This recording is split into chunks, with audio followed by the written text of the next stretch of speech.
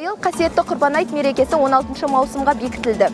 Күллі мұсылманға ортақ мейрам болып табылатын бұл қасиетті мерекені быйыл елорда жұрты асыға күтіп, барлығы да мешіттің айналасына жиылып, мерекені тойлап жатыр. Ассалаумалейкум, қадірменді елордалықтар. Аллаға сан шүкірлер болсын. Біз бүгін Әзірет Сұлтан мешітінен қазір айт намазын тамамдап, бәріміз құрбандық шалатын жерлерге асығып жатырмыз. Әлбетте, пайғамбарымыздың Алланың салауаты мен сәлем болсын, осы құрбан айттағы ең бірінші жасайтын амал әлбетте ол намаз. Алланы ұқтап, кейін құрбандық шалатын жерге асығатын болған. Бүгін біздің Әзірет Сұлтан мешітінің алдында спорттық шаралар бар, мерекелік шаралар бар, ұлттық әртүрлі сайыстарымыз болады. Әлбетте, жамағатқа біз имандықпен қатар өзіміз салт дәстүрімізді кеңінен насихаттап жатырмыз. Айт намазынан кейінгі бүгінгі елорда жұртының мерекені қалай тойлап жатырғанын бірге көрейік. Міне өздеріңіз көріп тұрғандар қасиетті мерекеге арналып жайылған мерекелік дастарханнан дәм татып, ары қарай ұлттық ойындарға көшетін боламыз.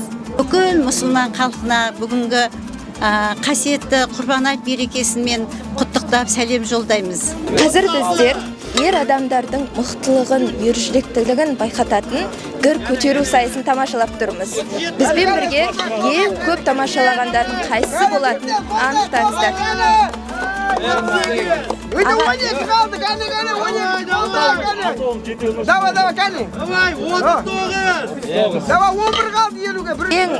көбі қанша рет болды? Енді ең көбі Жасин Димаш 45 рет 2-16-ны көтерді 3 минутта. Келесі біздегі ұлттық ойындардың түрі ол асық ату ойыны. Бұл ойын қатысушыға қырағылықты, ептілікті талап етеді. 26 адам қатысып жатыр. Ойынның шарты мына үлкен шеңберден шығару керек. Мына ортадағы кішкентай балалардікі 15 жасар. Енді асықты бала кезде бәріміз ойнадық қой. Енді қазақтың ұлттық ойыны ғой асық. Келесі бізде алдарыңызда тұрған қол күрес сайысы. Білектің мықтылығы мен шымырлығын шыңдайды. Аға, сайысқа қанша адам қатысып жатыр қазір? Қазір сайысқа 70 кг салмаққа 20-дан астам адам қатысып жатыр. Бұл жерде тур бойынша ма, қалай болып жатыр? Салмақ бойынша. Салмақ бойынша.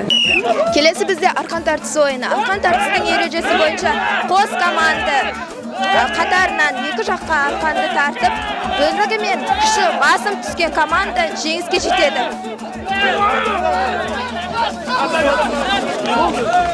Алла Тағала баршамызға, жалпы қазақ еліне құрбан айтты құтты берекелі қылғай, айттан айтқа аман есен төрт көзіміз жетуіміз Алла Тағала нәсіп етсін. Ел аман, жұрт тыныш болғай. Барша мұсылмандарға қасиетті саналатын Құрбан айт мерекесі жаңа ғана мешіттегі айт намазынан бастау алып, қазір барлығы құрбан шалуға асықты. Қазіргі таңдағы елорда тұрғындарының осы құрбан шалу рәсіміне дайындығы қалай, бірге көрейік. Бүгінгі дайындығымыз өте керемет. Жылда бір рет келетін парыз құрбан айтымыз баршаңызға, халқымызға құтты болсын. Құрбан айттан құрбан айтқа Алланың қалауымен барлығымыз жете берейік. 3 күнге созылатын бұл мейрам жыл сайын хиджра мұсылмандар күнтізбесі бойынша Зулхиджа айының 10-шы жұлдызында, яғни Арафа күнінен кейін ораза айт мейрамынан 70 күн өткеннен соң басталады. Бұл мейрамда мұсылман жұрты құрбандыққа мал сойып, дұға жасап, үлкен кіші бірін-бірі мерекемен құттықтап, жақсы тілек тілеп, құрмет көрсетеді. Әкімшілік арқылы 2,5 мың кісі тіркелген.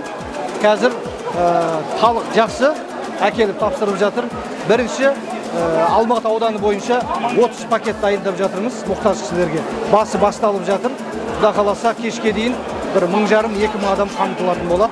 Құрбан шалу мүмкіндігі бар әр мұсылманның парызы. Айта кететін жайт, Қазақстан мұсылмандар діни басқармасы жаңа платформасы бойынша онлайн құрбан шалу рәсімі қарастырылған. Аталған онлайн платформамен құрбан шалу тәртібі Құрбан 2024.kz сайтында жүзеге асырылады.